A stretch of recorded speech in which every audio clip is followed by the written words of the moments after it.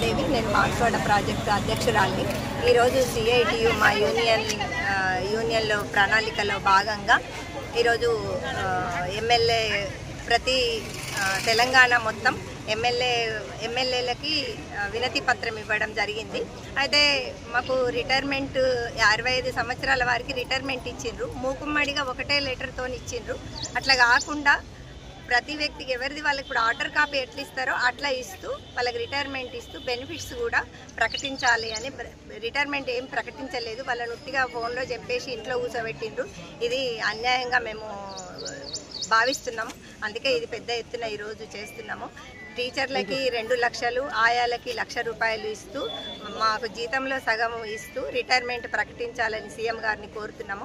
అట్లనే మేనిఫెస్టోలో సీఎం గారు అప్పుడు కాంగ్రెస్ మేనిఫెస్టోలో పెట్టింది 18,000 చేస్తామని. అట్లనే గవర్నమెంట్ను కూడా తెచ్చుకున్నాం ఇప్పుడు. కనుక మాకు 18,000 అమలు చేయాలని కోరుతున్నాము. వీటి కోసమే మేము ఈరోజు పెద్ద ఎత్తున ఎమ్మెల్యేలకు వినతి పత్రం ఇవ్వడం జరిగింది.